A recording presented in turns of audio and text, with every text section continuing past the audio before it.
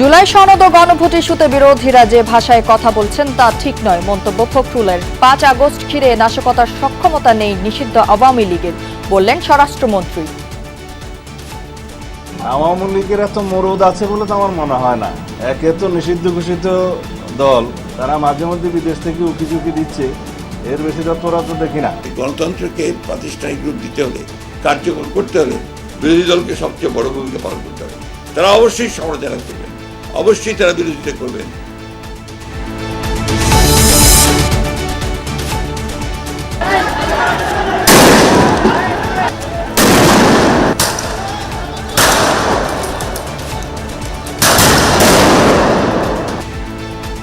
২৪-এর আন্দোলন দমাতে ডিজিটাল ব্ল্যাকআউটের নির্দেশ দিয়েছিল আওয়ামী লীগ সরকার। তদন্তে মিলেছে প্রশাসনিক হস্তক্ষেপের প্রমাণ। বরিশালের বাকেরগঞ্জে বিস্ফোরণে নারী শিশুসহ ৩ জন দগ্ধ, আহতদের নেওয়া হয়েছে মেডিকেলে। বোমা ছিল কিনা খতিয়ে দেখছে পুলিশ। লোডশেডিংয়ে অতিষ্ঠ গ্রামগঞ্জের মানুষ, বরগুনায় বিদ্যুৎ অফিস ঘেরাও করে বিক্ষোভ, ভোগান্তিদের জন্য বিতরণ লাইন ও কারিগরি ত্রুটিতে দুষছে বিডিবি। বদলা হলেই গাছ পড়ে লাইন, গ্রামাঞ্চল কিংবা অনেক গাছপালার মধ্যে থেকে লাইন নিলে এগুলো প্রাকৃতিক ভাবেও কিছু ওই যে এই ডিসরাপশনগুলো। রাজধানী সহ আশেপাশের জেলায় তীব্র গ্যাস সংকট, ঢুকছে শিল্প খাত। উৎপাদনে ধস নামায় বেতন ভাতা পরিশোধের চাপে অনেক কারখানা। মোহাম্মদপুর ও কেরানীগঞ্জে মিলেছে ইয়াবা তৈরির কাঁচামাল আর 2টি মেশিন। প্রায় ৩১,০০০ পিস ইয়াবা উদ্ধার করেছে র্যাব, 2 জন আটক। হামাসের সাথে নিরস্ত্রীকরণ চুক্তির পরও গাজায় ইসরায়েলের ভয়াবহ আগ্রাসন, ১৯ জনের প্রাণহানি, সমঝোতা প্রচেষ্টা ব্যাহত করার অভিযোগ নেতানিয়াহুর বিরুদ্ধে।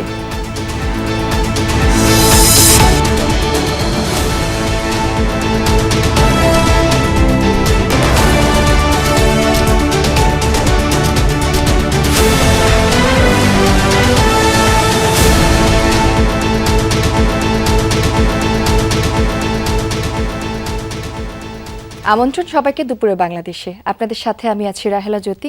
এতক্ষণ শুনছিলেন শিরোনাম, এবার থাকছে পুরো খবর। বিএনপি জুলাই সনদের বাস্তবায়নের বিরুদ্ধে এমন প্রচার উদ্দেশ্য প্রণোদিত এবং বিভ্রান্তিকর, এ মন্তব্য করেছেন স্থানীয় সরকার মন্ত্রী মির্জা ফখরুল ইসলাম আলমগীর। সকালে প্রেস ক্লাবে জুলাই গণ অভ্যুত্থানের 2 বছর পূর্তি উপলক্ষে আলোচনা সভায় এমন মন্তব্য করেন তিনি। ফখরুল বলেন, রাজপথে আন্দোলন করা বিরোধী দলের সাংবিধানিক ও গণতান্ত্রিক অধিকার, তবে রাজনৈতিক কর্মসূচি বা বক্তব্য এমন হওয়া উচিত নয় যা উত্তেজনা বা সংঘাতের পরিবেশ তৈরি করবে। জুলাই সনদ বাস্তবায়নে সংশোধন কমিটি নাকি সংস্কার পরিষদ হবে তা নিয়ে বিরোধী দলকে সংসদে আলোচনা করার আহ্বান জানান তিনি। আশ্বাস দেন, স্বাক্ষরিত জুলাই সনদের প্রতিটি অংশের বাস্তবায়ন করবে বিএনপি। এ সময় তথ্যমন্ত্রী জহিরুদ্দিন স্বপন বলেন, রাজনীতিকে কৃত্রিমভাবে সংসদের বাইরে নিয়ে যাওয়ার চেষ্টা চলছে। গণতান্ত্রিক সংস্কৃতির ধারা বজায় রাখতে দলগুলোর সহযোগিতা চায় বিএনপি। তথ্যমন্ত্রী বলেন, কার্যকর সংসদ আর গণতান্ত্রিক পন্থার রাজনৈতিক বিতর্ক হলে শহীদদের আত্মত্যাগ সফল হবে। গণতন্ত্রকে প্রাতিষ্ঠানিক রূপ দিতে হলে, কার্যকর করতে হলে বিরোধী দলকে সবচেয়ে বড় ভূমিকা পালন করতে হবে। তারা অবশ্যই সমালোচনা করবেন, অবশ্যই তারা বিরোধিতা করবেন এবং যে ভুলগুলো সরকার করবে সেগুলোকে দেখিয়ে দেবেন। কিন্তু সেটা পার্লামেন্টের মধ্যে হলেই সেটা আপনার গণতান্ত্রিক পরিবেশটা ঠিক থাকে। সবচেয়ে দুঃখজনক হচ্ছে এই তৎপরতাগুলির নেপথ্যে যখন কোনো আদর্শের ভিত্তিতে করা হয় তখন তা আরো অনেক অশনি সংকেত আমাদের সামনে হাজির করে। ৫ আগস্ট ঘিরে কার্যক্রম নিষিদ্ধ আওয়ামী লীগের নাশকতা করার কোনো সক্ষমতা নেই বলে মন্তব্য করেছেন স্বরাষ্ট্রমন্ত্রী সালাউদ্দিন আহমদ। দুপুরে সচিবালয়ে সাংবাদিকদের প্রশ্নের জবাবে তিনি আরও বলেন, বিভিন্ন জায়গায় বোমা সদৃশ বস্তু পাওয়া নিয়ে শঙ্কায় কিছু নেই। একটি পক্ষ সাম্প্রদায়িক সম্প্রীতি নষ্ট করার চেষ্টা করছে। আশুলিয়ায় বোমার ব্যাগ পাওয়া নিয়ে মন্ত্রী বলেন, এসব বিষয়ে তদন্ত চলছে। দেশে উগ্রবাদী তৎপরতা বন্ধ করতে আইনশৃঙ্খলা বাহিনী তৎপর রয়েছে। এ সময় সাবেক আইজিপি বেনজির আহমেদ ইস্যুতে স্বরাষ্ট্রমন্ত্রী বলেন, দুবাইয়ের আদালত বেনজিরকে শর্ত সাপেক্ষে জামিন দিয়েছে। কেন তাকে জামিন দেওয়া হয়েছে জানতে সরকার নিযুক্ত ল ফার্মকে দায়িত্ব দেওয়া হয়েছে বলেও জানান মন্ত্রী। বেনজিরের কাছে কয়েকটি দেশের পাসপোর্ট আছে বলেও ধারণা সালাউদ্দিন আহমদের। আওয়ামী লীগের এত মরদ আছে বলে তো আমার মনে হয় না। একে তো নিষিদ্ধ ঘোষিত দল, মাফিয়া শক্তি, তারা মাঝে মধ্যে বিদেশ থেকে উকিঝুঁকি দিচ্ছে, এর বেশি তৎপরতা তো দেখি না। 24-এর গণ অভ্যুত্থানে রাজপথে যখন লাখো মানুষ, তখন আন্দোলন দমাতে ইন্টারনেটকেই হাতিয়ার করেছিল আওয়ামী লীগ সরকার। হোয়াটসঅ্যাপ ও ইমেইলে নির্দেশ দিয়ে ধাপে ধাপে বন্ধ করা হয় মোবাইল ইন্টারনেট। প্রথমে 5টি বিশ্ববিদ্যালয় এলাকা ও শাহবাগ, পরে 55টি বিশ্ববিদ্যালয় এলাকা এবং শেষ পর্যন্ত পুরো দেশেই ইন্টারনেট ব্ল্যাকআউট। সরকারের সেই সিদ্ধান্তের নেপথ্যের নির্দেশনা ও প্রক্রিয়া কী ছিল তা পরে উঠে এসেছে তদন্ত প্রতিবেদনে। দেশজুড়ে ছাত্র জনতার আন্দোলন তুঙ্গে। এক পর্যায়ে সরকার আন্দোলন দমানোর কৌশল হিসেবে ইন্টারনেট বন্ধের সিদ্ধান্ত নেয়। কয়েক ধাপে চলে এই প্রক্রিয়া। হঠাৎ ইন্টারনেট বন্ধ হয়ে যাওয়ায় কে কোথায় কিভাবে আছে খোঁজ পাচ্ছিল না স্বজনেরা। তবে শেখ হাসিনা সরকারের আইসিটি প্রতিমন্ত্রীর বক্তব্য ছিল ভিন্ন। রাত 9টায় আমরা ইন্টারনেট বন্ধ করিনি, ইন্টারনেট বন্ধ হয়ে গেছে। এরপর অফলাইনে থাকা মানুষকে আর আটকে রাখা যায়নি। ইন্টারনেট যোগাযোগ বন্ধের ষড়যন্ত্রে আন্দোলন আরও তীব্র হয়। সরকারের দাবি ছিল রাজধানীর মহাখালীর খাজা টাওয়ারের আগুন এবং বিভিন্ন স্থানে ফাইবার অপটিক নেটওয়ার্কে নাশকতার কারণেই ইন্টারনেট সেবা বন্ধ হয়ে যায়। সেই ব্যাখ্যাও পড়ে প্রশ্নের মুখে। বাস্তবে কি হয়েছিল সেই ভবনে? 2024 সালের 18 জুলাই সেদিন বিক্ষুব্ধরা আগুন দিয়েছিল দুর্যোগ ব্যবস্থাপনা অধিদপ্তরে। তারপরেই সড়কে থাকা গাড়িগুলো পুড়ে যায় এবং সেই আগুনেই ক্ষতিগ্রস্ত হয় এই ইন্টারনেট কেবলগুলো। কিন্তু তার কারণেই কি এই পুরো বাংলাদেশের ইন্টারনেট বন্ধ হয়ে যেতে পারে? এই খাজা টাওয়ারের ইন্টারনেট প্রোভাইডাররা কি বলছেন সেটি আমরা জানতে চাই। যে ফাইবার অপটিক্যাল কেবল আছে ওই কেবলগুলো পুড়ে যায়। ওই কেবলগুলো পুরার কারণে হয়তো নেটওয়ার্ক অফ ছিল আর কি, যার কারণে হয়তো অনেকে ভাবছে যে যেহেতু খাজা টাওয়ারের ডাটা সেন্টার আছে, হয়তো এই খাজা টাওয়ারে আগুন লাগার কারণে হয়তো ডাটা সেন্টার পুড়ে গেছে, এই কারণে নেটওয়ার্ক বন্ধ হয়ে গেছে। অ্যাকচুয়ালি খাজা টাওয়ারে কোনো আগুন লাগেনি। তবে এসব নানা কলা কৌশল কাজে আসেনি পতিত সরকারের। গণ অভ্যুত্থানে পতন হয় শেখ হাসিনা সরকারের। সরকার পরিবর্তনের পর ডাক, টেলিযোগাযোগ ও তথ্য প্রযুক্তি মন্ত্রণালয়ের তদন্ত কমিটির প্রাথমিক প্রতিবেদনে উঠে আসে ইন্টারনেট বন্ধের প্রকৃত কারণ। প্রতিবেদনে বলা হয়, খাজা টাওয়ারের ডাটা সেন্টারে আগুন লাগার সঙ্গে দেশব্যাপী ইন্টারনেট বন্ধ হওয়ার কোনো সম্পর্ক পাওয়া যায়নি। তদন্তে আরও উল্লেখ করা হয়, ইন্টারনেট বন্ধের নির্দেশ প্রশাসনিকভাবে দেয়া হয়েছিল এবং তৎকালীন প্রতিমন্ত্রী জোনায়েদ আহমেদ পলকের মৌখিক নির্দেশনার কথাও উঠে আসে। কবে, কোথায়, কিভাবে ইন্টারনেট বন্ধের নির্দেশ দেয়া হয়েছিল এসবই উঠে আসে তদন্ত প্রতিবেদনে। বিশেষজ্ঞরা বলছেন, প্রযুক্তিগতভাবে পুরো নেটওয়ার্ক একসঙ্গে অচল হয়ে যাওয়ার ঘটনা এবং প্রশাসনিক নির্দেশে ইন্টারনেট সেবা বন্ধ করা দুটি ভিন্ন বিষয়। আমরা দেখেছি আভ্যন্তরীণ যোগাযোগের মাধ্যমে সুপরিকল্পিত উপায়ে ইন্টারনেটটা শাটডাউন হয়েছে। এছাড়াও সাবেক প্রধানমন্ত্রী এবং সাবেক প্রতিমন্ত্রী জোনায়েদ আহমেদ পলকের অডিও কল কথোপকথন, হোয়াটসঅ্যাপ মেসেজিং এবং দায়িত্বপ্রাপ্ত বিটিআরসি সহ অন্যান্য স্টেক হোল্ডাররা একটা সুনির্দিষ্ট হোয়াটসঅ্যাপ গ্রুপের মাধ্যমে নির্দেশিত হয়েছিল মূল যে আমাদের গেটওয়ে সেটা কিভাবে শাটডাউন হবে। গণতান্ত্রিক ব্যবস্থায় রাষ্ট্রীয় নিরাপত্তার প্রয়োজন আর নাগরিকের ডিজিটাল অধিকারের মধ্যে সমন্বয় থাকা জরুরি মনে করেন তিনি। কোনো নির্বাহী আদেশে ইন্টারনেট বন্ধ হবে না, এই আইনটি রয়েছে। যদিও তৎকালীন সরকার ও সময় 24-এর সময় তারা দেশের জরুরি প্রয়োজনে যদি রাষ্ট্র মনে করে থাকে সেক্ষেত্রে তারা ইন্টারনেট বন্ধ করতে পারবে বিধায় তারা এই একটা ক্লজ রেখেছিল, যেটি কিন্তু বিলুপ্ত ঘোষণা হয়েছে। সেটি এখন অধ্যাদেশ আকারে এসেছে এবং আইন আকারে সেটা অপরিবর্তিত রয়েছে। সুতরাং ভবিষ্যতে সরকার কখনো আইনের দোহাই দিয়ে এই জাতীয় মৌলিক অধিকার ইন্টারনেট সেটাকে আর বন্ধ করতে পারবেন না। একই সঙ্গে আইনি ও নীতিগত সুরক্ষা দরকার বলেও মনে করেন এই আইসিটি বিশেষজ্ঞ ও প্রসিকিউটর। রেদওয়ান আহমেদ, যমুনা নিউজ, ঢাকা। জুলাই আন্দোলনে কারো হারিয়েছে হাত, কারো পা বা শরীরের অন্যান্য অঙ্গ। এখনো সেই ক্ষত আর যন্ত্রণা বয়ে বেড়াচ্ছেন শত শত মানুষ। অভ্যুত্থানের উত্তাল সেই দিনগুলো তাদের এখনো তাড়া করে বেড়ায়। আন্দোলনে ঝাঁপিয়ে পড়া তেমনই দুই যোদ্ধার গল্প জানাবেন সহকর্মী হাসিবুল করিম বিজয়। গুলি, টিয়ারশেল আর ধাওয়া পাল্টা ধাওয়ায় উত্তাল রাজধানী সহ সারা দেশ। 24 জুলাই আন্দোলনের এক একটি দিন এক এক রকম বিভীষিকার। মালিবাগের আমিনুল ইসলাম ইমন, রংপুরের আবু সাইদ সহ 6 শিক্ষার্থীর প্রাণ যাওয়ার পর যারা আর ঘরে বসে থাকতে পারেননি তাদেরই একজন। শুধু অনুভূতি একটাই হয়েছিল যে অন্তত অঙ্গ দিয়েছি, কিন্তু দেশকে তো মুক্ত করেছি। পরের দিনগুলোতে নিজ এলাকায় আন্দোলন সংগঠিত করেন। সবাইকে নিয়ে বুক পেতে দাঁড়ান রাজপথে। 20 জুলাই তার পায়ে নির্মমভাবে গুলি চালায় পুলিশ। ঠিক মালিবাগ রেলগেটে যখন আমি পৌঁছাই, 3টা হাইস এসে পিছন থেকে আমার ব্যবহৃত যে মোটরসাইকেল রয়েছে ঠেকিয়ে আমাকে রাইফেল দ্বারা গুলি করে, এবং একদম ঠিক হিন্দি ফিল্মের স্টাইলে আমি যখন ঘাড় ঘুরিয়ে দেখলাম যে তারা আমাকে 3টা হাইস থেকে নেমেই পুলিশ পরিহিত পোশাক, সিভিলে শুধু পুলিশের সোয়েটার ছিল, জ্যাকেটটা ছিল, তারা আমাকে যেভাবে গুলি করতেছে 6-7টা পড়ে গেছে। আমার হেলমেটে প্রথম গুলি লাগে, তো আমি পড়ে যাই। পড়ে গেলে যখন বাইক নিয়ে পড়ে যাই তখন আমাকে ডান পায়ে ঠেকিয়ে গুলি করে। রামপুরা, বাড্ডা, কুড়িল, আফতাবনগর এলাকা পুরো জুলাই জুড়ে ছিল আরেকটি হটস্পট। সেখানকার একজন তামিম ইকবাল রাজপথে বারবারই টার্গেট হয়েছিলেন পুলিশের। কয়েক দফা মারধরে গুরুতর জখম হয় তার কোমর, মেরুদণ্ডে। অন্য সব আহতদের মতো তিনিও চিকিৎসাধীন, যা হয়তো চালিয়ে যেতে হবে সারাটা জীবন। আমার উপরে যেভাবে পৈশাচিক এবং বর্বর নির্যাতন পুলিশ চালিয়েছিল, এর ফলে কিন্তু আমার কোমর ভেঙে যায় এবং আমার কোমরের 4 নাম্বার 5 নাম্বার ডিস্ক মারাত্মকভাবে ক্ষতিগ্রস্ত হয়। এবং সেদিন কোনো মতে পুলিশের হাত থেকে রক্ষা পেয়ে আমি আমার বাসা পর্যন্ত যাই। আন্দোলনে যখন হেলিকপ্টার থেকেও ছোড়া হচ্ছিল গুলি, তখন কিভাবে নিজেদের রক্ষা করত আন্দোলনকারীরা? অচেনারাও কিভাবে পরম বন্ধু হয়ে গিয়েছিল? গুলিবিদ্ধ কে কাকে টেনে নিয়ে গেছে হাসপাতালে, সে স্মৃতি বহু মনে। কিছুক্ষণ পরেই আপনার হেলিকপ্টার আসলো, র্যাবের হেলিকপ্টার আমাদের মাথার উপরে। তখন আমরা একদম রাস্তার মাঝখানে ছিলাম। মনে হয়েছিল মানে জীবন বুঝে আজকে এখানেই শেষ হয়ে যাবে। কর্তব্য বিমূঢ় হয়ে পড়েছিলাম। এদিকে যাব না ওইদিকে যাব, মানুষ ছুটাছুটি শুরু করেছে, উপর থেকে এলোপাতারি গুলি। 2 বছর পেরিয়ে শরীরের ক্ষতর মতোই এই মানুষগুলোর মাঝে রয়ে গেছে জুলাইয়ের স্মৃতি, যা থাকবে আমৃত্যু। চরম আত্মোৎসর্গ করা এসব ব্যক্তি চান দেশের শান্তি, গণতন্ত্রের মুক্তি। হাসিবুল করিম বিজয়, যমুনা নিউজ, ঢাকা।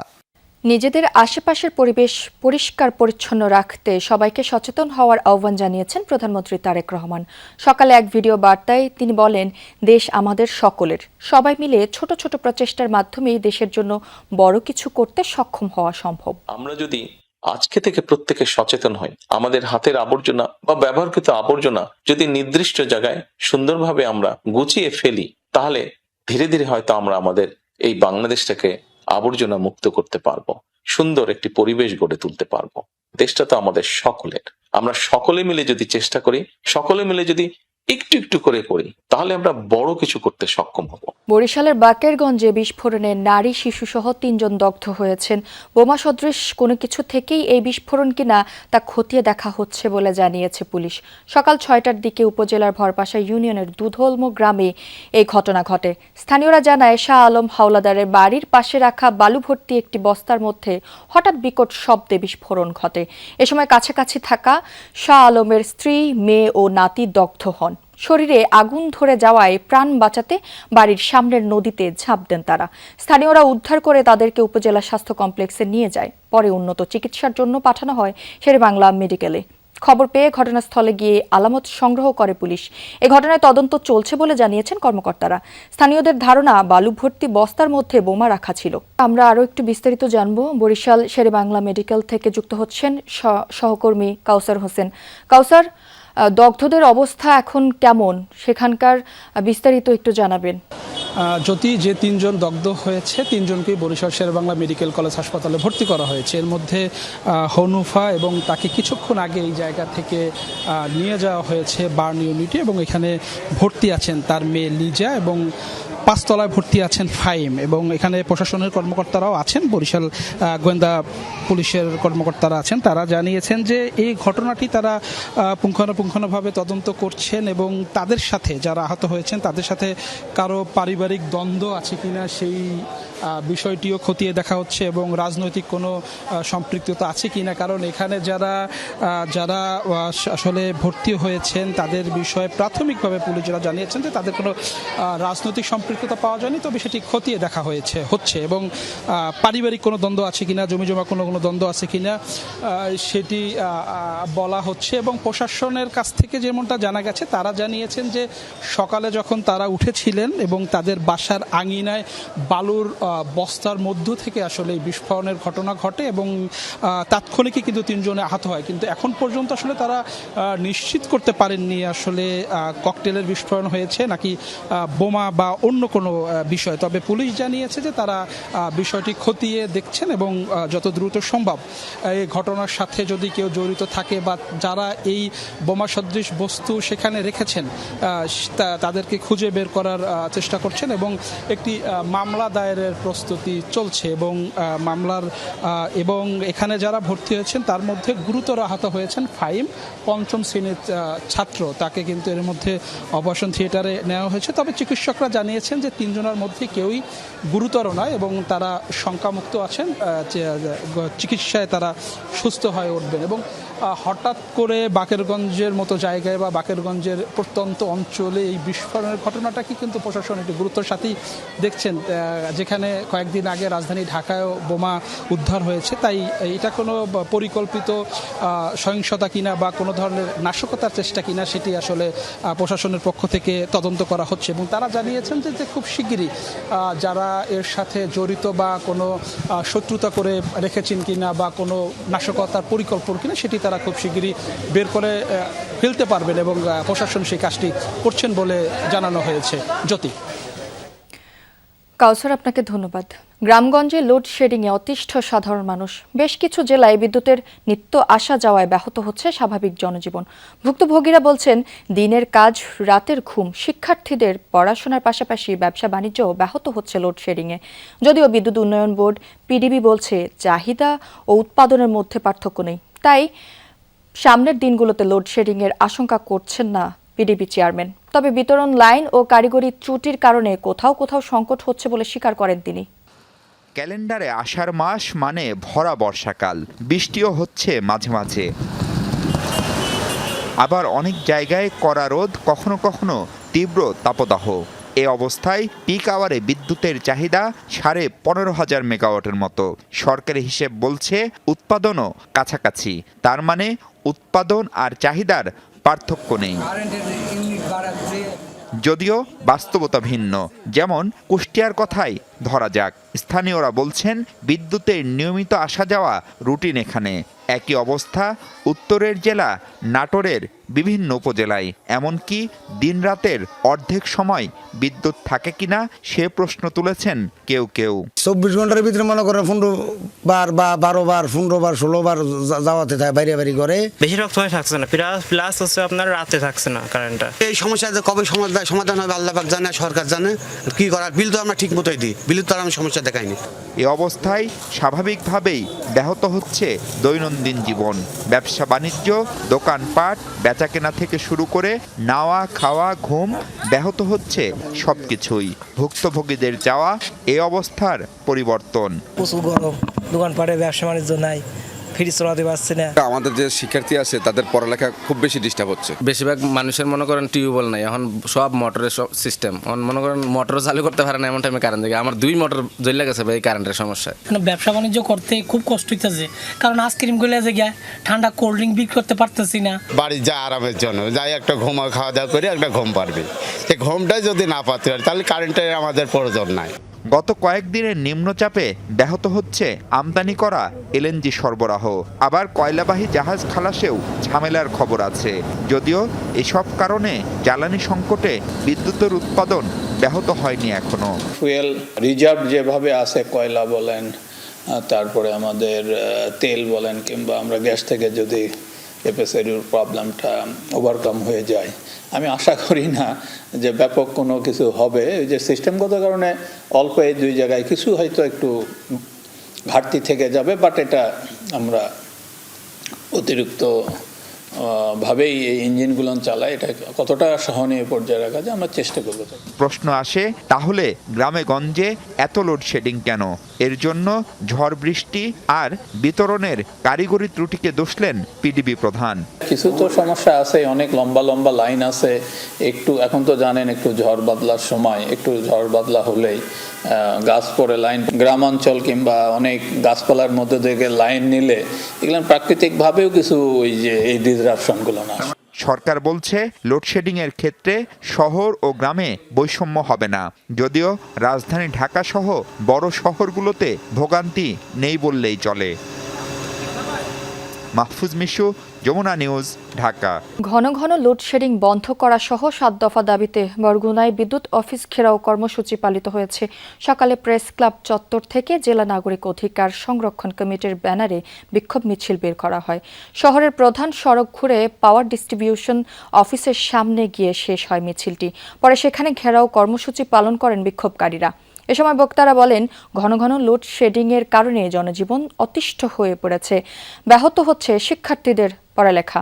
মৎস্য অবতরণ কেন্দ্র পাথরঘাটা ঘাটে বরফ উৎপাদন ব্যাহত হওয়ায় বিপাকে জেলেরা। 7 দিনের মধ্যে বিদ্যুৎ সমস্যার সমাধান না হলে অফিসে তালা ঝুলিয়ে দেওয়ার হুঁশিয়ারিও দেন তারা।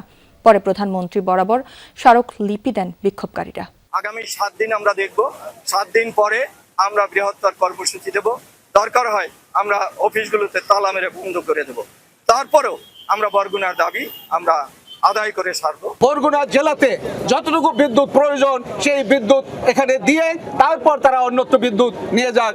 নওগাঁয় বিভিন্ন রাইস মিলে অভিযান চালাচ্ছে ভোক্তা অধিকার সংরক্ষণ অধিদপ্তর। এ বিষয়ে আরও জানাতে যুক্ত হচ্ছেন সহকর্মী শফিক ছোটন।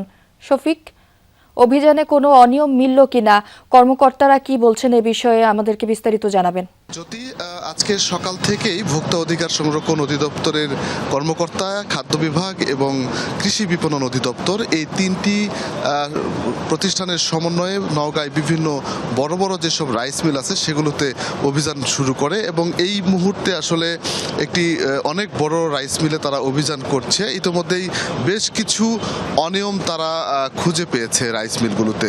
বিশেষ করে এর আগের রাইস মিলে যখন আমরা দেখেছিলাম যে অভিযান পরিচালনা করছে, ঠিক তখন আমরা দেখেছি যে অতিরিক্ত মজুত রাখা হয়েছে চাল এবং সেই চালের বস্তায় নির্দিষ্ট পরিমাণের যে ডেট এবং অন্যান্য যে নিয়মকানুন আছে সেগুলো মানা হয়নি, যার কারণে জরিমানা আরোপ করা হয়েছে। আমরা কথা বলবো ভোক্তা অধিকার সংরক্ষণ অধিদপ্তরের সহকারী পরিচালক আছেন এখানে, রুবেল আহমেদ। আমরা একটু জানতে চাই যে এখন পর্যন্ত কতটি মিলে অভিযান পরিচালনা করা হলো এবং কোনো অনিয়ম পাওয়া গেছে কিনা? আমরা 2টা মিলে অভিযান পরিচালনা করলাম। আপনি জানেন যে নওগাঁ শহরে এই 2টা মিলই সবচেয়ে বড়, বেলকন গ্রুপ এবং টিকে এগ্রো। অনিয়ম বলতে মজুদ সংক্রান্ত কোনো অনিয়মের স্পষ্ট প্রমাণক তাদের পাওয়া যায়নি, বা তারা যে বাজারে কৃত্রিম সংকট তৈরি করতেছেন বা সরবরাহ করছেন না এমন কোনো প্রমাণকও পাওয়া যায়নি। তবে খাদ্য অধিদপ্তরের যে নির্দেশনা যে 15 দিনের বেশি সংরক্ষণ বা স্টোরেজ করা যাবে না, এনারা আসলেই 15 দিনের কম করেছেন, 15 দিন যে ক্রস করে নাই এই প্রমাণটা তারা দেখাইতে পারেন এই বা কোনো ট্যাগ দেয়নি। এই জন্য আমরা 2টা মিলকেই, একটাকে 20,000 আর একটাকে 15,000 টাকা জরিমানা করেছি। আপনারা কি মনে করছেন যে এই অভিযানের ফলে বাজারের যে অস্থিরতা সেটি কিছুটা নিয়ন্ত্রণে আসবে? বাজারে অস্থিরতা বলতে আমার যেটা মনে হলো মিলগুলো পরিদর্শন করে, যে ইনারা আসলে বাজারে অস্থিরতা সৃষ্টির জন্য খুব বেশি দায়ী সেটা বলার সুযোগ নেই। কারণ এখন সুগন্ধি আতপ ধান যেটা, সেই ধানের মৌসুম কিন্তু এখন না। এই সুগন্ধি ধানের মৌসুম বেশ আগেই শেষ হয়ে গেছে। এই সামনে মাস থেকে আবার সুগন্ধি আতপ ধান লাগানো শুরু হবে। নতুন ধান বাজারে আসলে আমার মনে হয় চাউলের দাম অটোমেটিক্যালি কিছুটা কমে আসবে। যেমন টিকে এগ্রোকে কিন্তু 100 মেট্রিক টন সুগন্ধি আতপ চাউল যেটা, সেটা রপ্তানিরও অনুমোদন দেওয়া হয়েছে, কিন্তু এখন দেশেই যেহেতু একটু সংকট বিধায় তারা কিন্তু কোনো চাউল এখন পর্যন্ত রপ্তানি করেন নাই। আচ্ছা, মিলগুলোতে কি পর্যাপ্ত আতপ বা চিনি গুঁড়া চাল দেখা গেছে? পর্যাপ্ত বলতে আমরা 2টা মিলে গেলাম, এখন পর্যন্ত 2টা মিলেই আমরা আতপ চাল দেখতে পেয়েছি। তবে কেউই খুব বেশি মজুত করছে না। ওনাদের কাছে যে স্টোরেজটা আছে সেটা তারা প্রতিদিনই দেখা যাচ্ছে 50 টন ঢুকাচ্ছেন, আবার 60 টন বাজারে সাপ্লাই করছেন। এই অভিযান নিশ্চয়ই চলমান থাকবে। জি, ধন্যবাদ। জ্যোতি, শুনছিলেন যে এখানে খাদ্য বিভাগের কর্মকর্তা, ভোক্তা অধিকার সংরক্ষণ অধিদপ্তর এবং কৃষি বিপণন অধিদপ্তর 3টি প্রতিষ্ঠানের সমন্বয়ে যে অভিযান পরিচালনা করা হচ্ছে, তাতে করে বেশ কিছু অনিয়ম পাওয়া গেছে। এই অভিযানের ফলে বাজারে একটি প্রভাব পড়বে এমনটি কর্মকর্তারা আশা করছেন।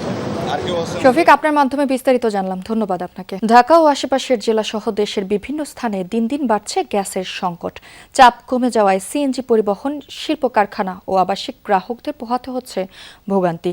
কোথাও কোথাও সিএনজি পাম্পগুলোতে ঘন্টার পর ঘন্টা অপেক্ষা করেও মিলছে না গ্যাস। ফিলিং স্টেশনে গ্যাসের চাপ কম থাকায় যানবাহনের দীর্ঘ লাইন রয়েছে। এতে বেশি বিপাকে পড়েছেন সিএনজি চালিত অটোরিকশা চালকরা। ভোগান্তি পোহাতে হচ্ছে আবাসিক গ্রাহকদেরও। লাইনে গ্যাস না থাকায় বাসাবাড়ির রান্নায় ঘটছে বিঘ্ন। পর্যাপ্ত গ্যাস সরবরাহ না থাকায় প্রভাব পড়েছে শিল্প খাতেও। অনেকে শিল্প প্রতিষ্ঠান স্বাভাবিক সক্ষমতায় উৎপাদন চালাতে পারছে না। জ্বালানি ও খনিজ সম্পদ বিভাগ বলছে আগুনে ক্ষতিগ্রস্ত এলএনজি টার্মিনালটি পুরোপুরি চালু করতে আরও কয়েকদিন সময় লাগবে। তার উপর হয়তো সংকট কিছুটা কমবে। ফেরিতে আজকে 2-3 দিন আসলে তীব্র গ্যাস সংকট চলতেছে। গ্যাস সংকটে থাকার কারণে আমরা আসলে এখানে অনেক কষ্ট করতেছি। বাইরে খাওয়াই বাচ্চারা তো অসুস্থ হয়ে যাবে, কেমনে আমরা গ্যাস নাই কেমনে খাওয়াবো? সরকারে আমাদেরকে গ্যাস দিচ্ছে না এবং যখন তখন লাইনের গ্যাস বন্ধ করে দিচ্ছে। রাত 3টার সময় এসে পাম্পে দাঁড়াইলে ওই 100 প্রেসার গ্যাস পাই অর্ধেক। আমরা তো নিজের গাড়ি চালা যাই একটু তারা হাজিরায় গাড়ি চালা তার তো হাজিরাই দিতে না, 400 টাকা হাজিরা দিলে থাকে কি। এখানে যে গ্রাহকগুলো আসে তাদের চাহিদা অনুযায়ী আমরা গ্যাস দিতে পারছি না, কারণ প্রেসার অনেকটাই কম। তীব্র হচ্ছে জ্বালানি সংকট, কমছে শিল্পের উৎপাদন সক্ষমতা। বিশেষ করে পোশাক খাত চরম বিপত্তিতে। নির্দিষ্ট সময়ে ক্রয় আদেশের পণ্য সরবরাহ, ব্যাংকের ঋণ পরিশোধের চাপ, নতুন অর্ডার নেওয়ার ক্ষেত্রে প্রভাব ও বেতন ভাতা পরিশোধে দেখা দেবে সমস্যা। পরিস্থিতির উন্নয়নে প্রচেষ্টা আছে, কিন্তু সুফল কবে মিলবে তা নিয়ে রয়েছে প্রশ্ন। উদ্যোক্তারা বলছেন, গ্যাস বিদ্যুৎ সমস্যার কারণে 40% কমেছে উৎপাদন সক্ষমতা। এতে প্রতিযোগী দেশগুলোর সঙ্গে লড়াইয়ে টিকে থাকা কঠিন। উৎপাদন ধরে রাখা গেলে স্বস্তিতে থাকে বিপুল সংখ্যক মানুষ, কারণ শিল্পের চাকা ঘুরলেই নিশ্চিত হয় কর্মসংস্থান। এক্ষেত্রে নির্ভরতার নাম তৈরি পোশাক এবং বস্ত্র খাত। কিন্তু দীর্ঘ যাত্রার পর কিছুটা ক্লান্ত এই শিল্প খাত। বৈশ্বিক ও অভ্যন্তরীণ নানা সংকটে এই খাতের থমকে যাবার উপক্রম। সাম্প্রতিক তীব্র হয়েছে জ্বালানি সংকট, অর্থাৎ বিদ্যুৎ ও গ্যাসের দুষ্প্রাপ্যতায় উৎপাদন ধরে রাখাই কঠিন। 1 মাস ধরে চলা জ্বালানি সংকটে যেন কাহিল অবস্থা। কারখানায় বিদ্যুৎ থাকছে না গড়ে 5 থেকে 6 ঘন্টা, গ্যাসও থাকছে না দিনের বেশিরভাগ সময়। ফলে উৎপাদন কমেছে 40%। দৈনিক আমরা 135 মিলিয়ন এক্সপোর্ট করি এবং আমাদের এই এখনকার জ্বালানির সমস্যার কারণে আমাদের 40% হলো আমাদের ক্যাপাসিটি, অর্থাৎ 60% ইফিসিয়েন্সিতে আমরা প্রোডাকশন করছি। ল্যান্ড বেজ স্টোরেজ সিস্টেম করতে হবে। এলএনজির উপরে আগামী আমাদের 3-4 বছর 5 বছর নির্ভরতা থাকতে হবে, সেই জন্য এলএনজি ইম্পোর্ট করতে হবে। এক্সপ্লোরেশন করার জন্য কাজ করতে হবে, যেটা টেন্ডার ফ্লোটিং হয়ে গেছে। বেশ কয়েকটি সমস্যার মুখোমুখি এখন তৈরি পোশাক খাত। বিদ্যুৎ ও গ্যাস না থাকায় রপ্তানি বিলম্ব হচ্ছে, অনেক ক্ষেত্রে করতে হচ্ছে এয়ার শিপমেন্ট। এতে বাড়ছে ব্যয়। নতুন ক্রয়াদেশ পাবার ক্ষেত্রেও তৈরি হয়েছে অনিশ্চয়তা। ক্রয়াদেশে ধাক্কা লাগলে ব্যাংক ঋণের অর্থ পরিশোধও বিলম্ব হতে পারে। যথাসময়ে বেতন ভাতা পরিশোধেও চাপের মুখে পড়বেন অনেক উদ্যোক্তা। একই সঙ্গে রপ্তানি আয়ের লক্ষ্যমাত্রা পূরণ হওয়া নিয়েও আছে উদ্বেগ। কোনো নির্দিষ্ট আমার মেম্বারের যদি অর্ডার ক্যান্সেল হয় তাহলে সে দেউলিয়া হয়ে যেতে পারে। অর্ডার যদি এয়ার ফ্রেটে কনভার্ট হয় সে দেউলিয়া হইতে পারে। আবার যদি কোনো নির্দিষ্ট মেম্বার বাইরের সাথে নেগোশিয়েট করে যদি শিপমেন্টের এক্সটেন্ডেন্ট করে করতে পারে তাহলে বেঁচে গেল। বারংবার গ্যাসের কারণে আমাদের প্রোডাকশন ডিসরাপশন হচ্ছে, সময় মতো শিপমেন্ট করতে পারতেছি না। এইটাতে করে বায়ারা আনকমফোর্টেবল সিচুয়েশনে যাচ্ছে। তখন বায়ারা হেসিটেট করছে যে বাংলাদেশের এই সমস্যা যদি ক্রনিক থাকে তাহলে এখানে অর্ডার প্লেসমেন্ট না করে অন্য দেশে প্লেসমেন্ট করা চেষ্টা একটা অনেক বায়ারে চলে আসছে। উৎপাদন ধরে রাখতে উদ্যোক্তাদের নানামুখী প্রচেষ্টা দৃশ্যমান। জোরতালি দিয়ে সংকটের এই সময় শেষ করার উদ্যোগ নিয়েছে বেশিরভাগ শিল্প মালিক। কিন্তু দীর্ঘ সময় এমন সংকটে টিকে থাকা কঠিন, কারণ সুবিধাজনক অবস্থানে এখন প্রতিযোগী দেশ। এয়ার শিপমেন্ট করা মানে হচ্ছে টোটাল ভ্যালুর 50 থেকে 60% নাই, আর যদি ডিসকাউন্ট করতে হয় মিনিমাম 25 থেকে 30% ডিসকাউন্ট করতে হবে। তার মানে দুইটাই আমাদের বিশাল একটা লস। তাহলে এই লসের দায়টা কে নিবে? এই মাসের বেতন দেওয়ার জন্য অগাস্ট মাসের প্রথম সপ্তাহে একটা সফট লোন যদি দেওয়ার ব্যবস্থা করে বাংলাদেশ ব্যাংক বা সব শিডিউল ব্যাংকগুলির মাধ্যমে, এটা বিশাল উপকার হবে রপ্তানিকারকদের জন্য, কারণ এই মাসের বিশাল একটা রপ্তানি কিন্তু গ্যাপ হয়ে যাচ্ছে আমাদের। শুধু পোশাক খাতি নয়, জ্বালানি সংকটে উৎপাদনমুখী বিভিন্ন খাতের এখন ত্রাহি দশা। কার্যকর পদক্ষেপ না নিলে তৈরি হতে পারে সামাজিক সংকট। রিমন রহমান, যমুনা নিউজ, ঢাকা। চীনের সঙ্গে অর্থনীতি, বাণিজ্য, বিনিয়োগ ও সরবরাহ ব্যবস্থায় নতুন সম্ভাবনার কথা জানিয়েছেন প্রধানমন্ত্রীর পররাষ্ট্র বিষয়ক উপদেষ্টা হুমায়ুন কবির। সকালে বীজ মিলনায়তনে এক অনুষ্ঠানে তিনি বলেন, আগামী 50 বছরে বাংলাদেশ চীন সম্পর্কে নতুন সম্ভাবনার দ্বার উন্মোচন হবে। চীনের উন্নত প্রযুক্তি কাজে লাগিয়ে বাংলাদেশের শিল্পায়ন, কর্মসংস্থান সৃষ্টি এবং রফতানি বহুমুখীকরণের ওপর গুরুত্বারোপ করেন তিনি। একই সঙ্গে প্রধানমন্ত্রী তারেক রহমানের সাম্প্রতিক চীন সফরকে দ্বিপক্ষীয় সম্পর্কের নতুন মাইল ফলক আখ্যা দেন। এ সময় চীনা রাষ্ট্রদূত ইয়াও ওয়েন বলেন, বেল্ট অ্যান্ড রোড ইনিশিয়েটিভ বাস্তবায়নের পাশাপাশি দুই দেশের উন্নয়ন কৌশল আরও সুসংহত করতে ঢাকা ও বেইজিং একমত হয়েছে। তিস্তা নদীর সমন্বিত ব্যবস্থাপনা, মোংলা বন্দরের আধুনিকায়ন এবং চীন, মিয়ানমার, বাংলাদেশ অর্থনৈতিক করিডোর এগিয়ে নেওয়ার বিষয়েও দুই দেশের মধ্যে ইতিবাচক অগ্রগতি রয়েছে বলে উল্লেখ করেন তিনি। Including the announcement of a China-Bangladesh community with a shared future in the new era, have elevated our bilateral relations to a new stage, to a new height altogether.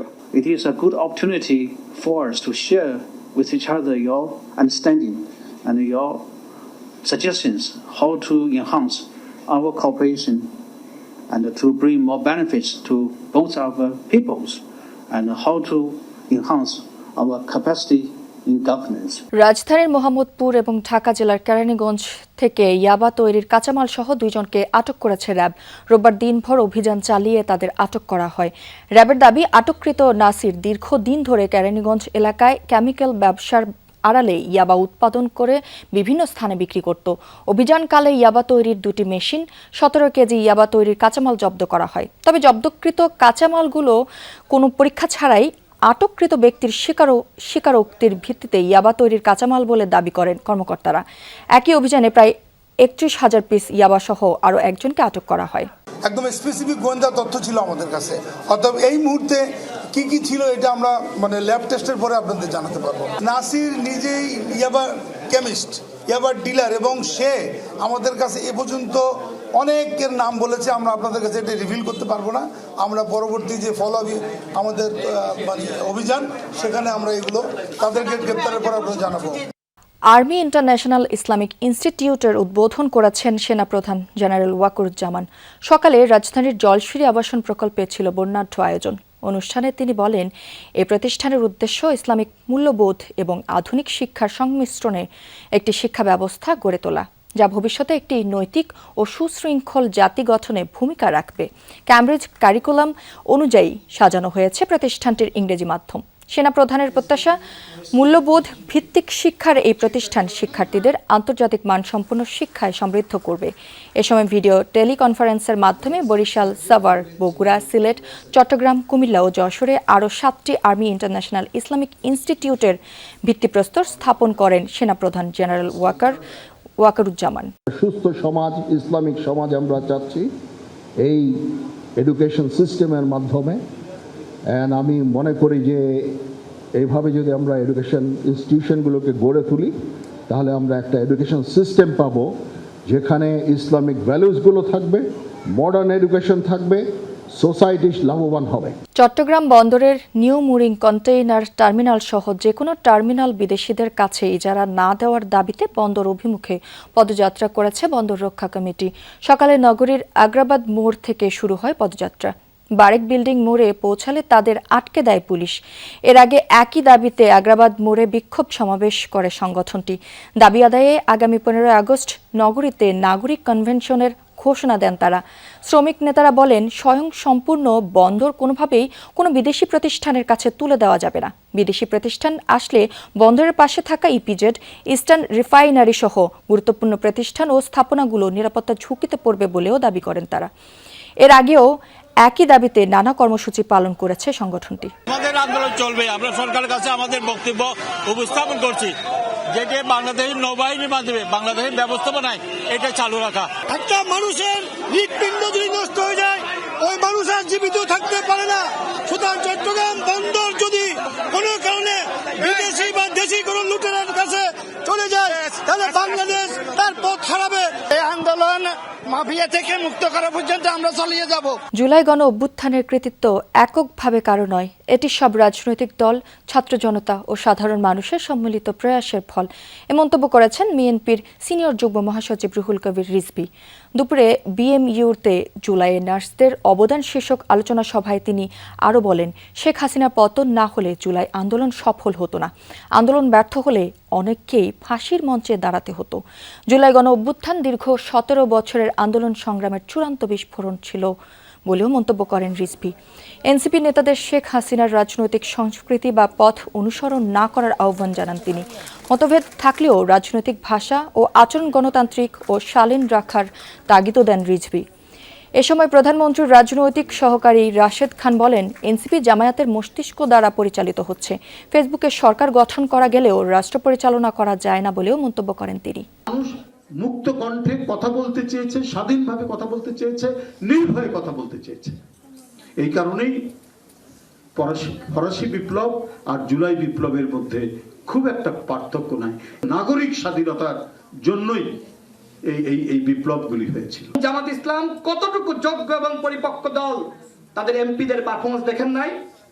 আপনারা তো বিরোধী দল হিসেবে ফাংশন করতে পারছেন না।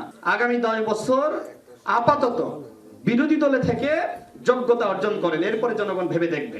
রোহিঙ্গা শরণার্থী ও আশ্রয়দাতা জনগোষ্ঠীর জন্য অতিরিক্ত 25.25 মিলিয়ন অস্ট্রেলিয়ান ডলার সহায়তা দেবে অস্ট্রেলিয়া। ইউএনএইচসিআর এর সঙ্গে চুক্তি স্বাক্ষর শেষে কথা জানিয়েছেন ঢাকায় নিযুক্ত অস্ট্রেলিয়ান হাইকমিশনার। এই অর্থায়নের মাধ্যমে কক্সবাজারের রোহিঙ্গা জনগোষ্ঠীর জন্য সুরক্ষা, শিক্ষা, স্বাস্থ্যসেবা, আশ্রয়, জীবিকা সহ প্রয়োজনীয় মানবিক সহায়তা কার্যক্রম আরও জোরদার করা হবে। অস্ট্রেলিয়ার হাইকমিশনার সুসান রাইল জানান, রোহিঙ্গা সংকট মোকাবেলায় বাংলাদেশকে সহায়তা দেয়া হবে এবং বাস্তুচ্যুত মানুষের পাশে থাকার দীর্ঘদিনের অঙ্গীকারেরই অংশ এই নতুন অর্থায়ন। আন্তর্জাতিক অংশীদারদের সঙ্গে সমন্বয় করে মানবিক সহায়তা অব্যাহত রাখার প্রতিশ্রুতিও পুনর্ব্যক্ত করেছে দেশটি। এ সময় সুসান আরও জানান, মিয়ানমার ও বাংলাদেশে চলমান সংকট মোকাবেলায় 3 বছর মেয়াদী 370 মিলিয়ন নিয়মিত অভিবাসনের সুযোগ সম্প্রসারণ, কর্মীদের অধিকার সুরক্ষা এবং নিরাপদ, সুশৃঙ্খল ও নিয়মিত অভিবাসন নিশ্চিতে আন্তর্জাতিক অভিবাসন সংস্থা IOM এর সহযোগিতা আরও জোরদারের আহ্বান জানিয়েছেন বাংলাদেশ। সকালে পররাষ্ট্র প্রতিমন্ত্রী শামা ওবায়েদের সাথে সৌজন্য সাক্ষাৎ করেন IOM এর উপমহাপরিচালক উগোচি ড্যানিয়েলস। বৈঠকে পররাষ্ট্র প্রতিমন্ত্রী বলেন, গ্লোবাল কম্প্যাক্ট ফর ইমিগ্রেশনের চ্যাম্পিয়ন দেশ বাংলাদেশ, তাই জাতীয় কর্মপরিকল্পনার মাধ্যমে অভিবাসন সংক্রান্ত বৈশ্বিক অঙ্গীকার বাস্তবায়নে কার্যকর পদক্ষেপ নিতেও ঢাকা প্রতিশ্রুতিবদ্ধ।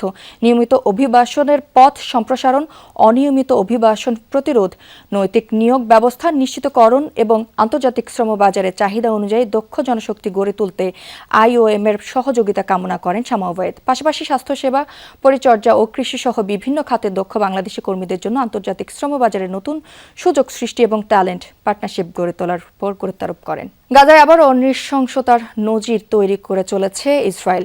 24 ঘন্টায় বোমা হামলায় প্রাণ গেছে 19 ফিলিস্তিনির। বিস্ফোরণে ছিন্ন ভিন্ন হয়ে গেছে তরতাজা মানুষের দেহ। এমনকি আঘাতে অনাকাঙ্ক্ষিত গর্ভপাতের মতো ঘটনাও ঘটেছে। যুদ্ধবিরতির চুক্তি পুরোপুরি ভেস্তে দিতেই আগ্রাসনের মাত্রা বাড়িয়ে চলেছে ইসরায়েল, এমন অভিযোগ হামাসের। যুদ্ধবিরতির মধ্যেও গাজায় কখনোই আগ্রাসন পুরোপুরি বন্ধ করেনি ইসরায়েল, বরং নানা অজুহাতে নিয়মিত চালিয়ে গেছে হামলা।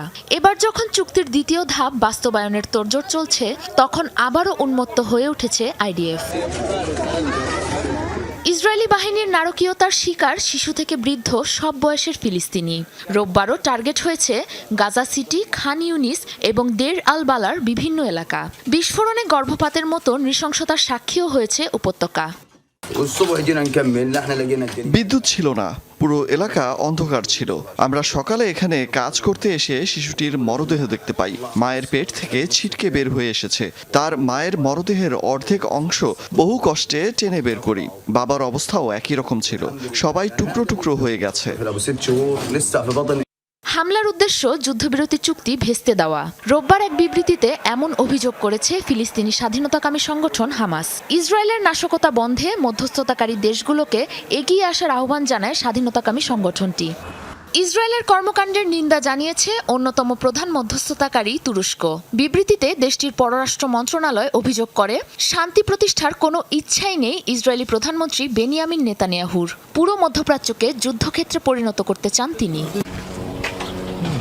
সম্প্রতি ফিলিস্তিনি কর্তৃপক্ষের কাছে অস্ত্র সমর্পণে রাজি হয়েছে হামাস। তবে উপত্যকা থেকে ইসরায়েলি সেনা প্রত্যাহার ও ইয়েলো লাইন অতিক্রম না করার শর্ত দিয়েছে তারা, যদিও কোনো শর্তেরই তোয়াক্কা করছে না আইডিএফ।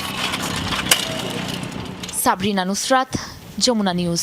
তেহরান এবং রিয়াদের অনুরোধেই ইরানে হামলা পরিকল্পনা বাতিল করা হয়।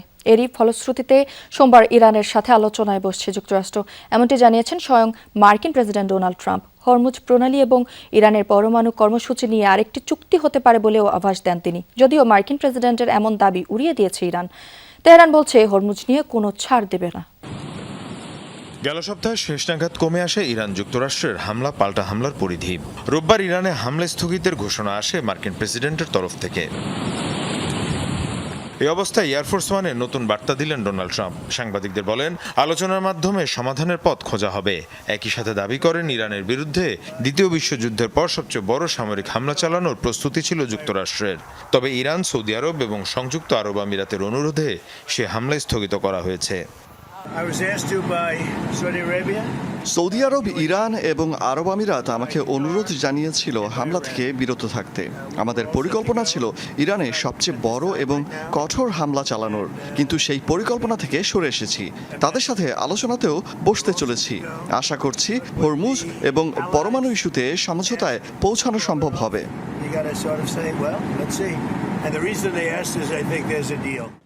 তবে ট্রাম্পের দাবি সরাসরি প্রত্যাখ্যান করেছে তেহরান। ইরানের বিভিন্ন গণমাধ্যম বলছে, হামলা ঠেকাতে যুক্তরাষ্ট্রকে কোনো অনুরোধই করেনি তেহরান। টেলিভিশনে দেওয়া সাক্ষাৎকারে দেশটির পররাষ্ট্র মন্ত্রণালয়ের হুঁশিয়ারি, হরমুজ নিয়ে কোনো ধরনের ছাড় দেওয়া হবে না। ওমানের সাথে আমাদের আলোচনা চলছে, তবে এটা স্পষ্ট করতে চাই, হরমুজ নিয়ে কোনো ছাড় দেওয়া হবে না।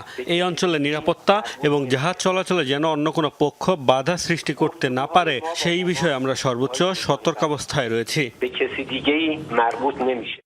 এদিকে মার্কিন সেন্ট্রাল কমান্ড জানিয়েছে, ইরানের বিরুদ্ধে নৌ অবরোধ অব্যাহত আছে। 2 আগস্ট পর্যন্ত 35টি বাণিজ্যিক জাহাজের গতিপথ পরিবর্তন করা হয়েছে। 2টি জাহাজ অচল এবং আরও 2টি জাহাজে অভিযান চালিয়েছে মার্কিন বাহিনী। দ্বিতীয় বিশ্বযুদ্ধের পর সবচেয়ে বড় হামলার প্রস্তুতির দাবি, শেষ মুহূর্তে কূটনীতির সুযোগ, হরমুজ প্রণালী নিয়ে সমঝোতার চেষ্টা এবং সামরিক সতর্কতা, সব মিলিয়ে মধ্যপ্রাচ্যের পরিস্থিতি এখনও অত্যন্ত স্পর্শকাতর। তাই সোমবারের সম্ভাব্য যুক্তরাষ্ট্র ইরান আলোচনা শুধু এই যুদ্ধ নয়, বৈশ্বিক জ্বালানির বাজার ও আঞ্চলিক নিরাপত্তার ভবিষ্যৎ নির্ধারণেও গুরুত্বপূর্ণ হয়ে উঠতে পারে।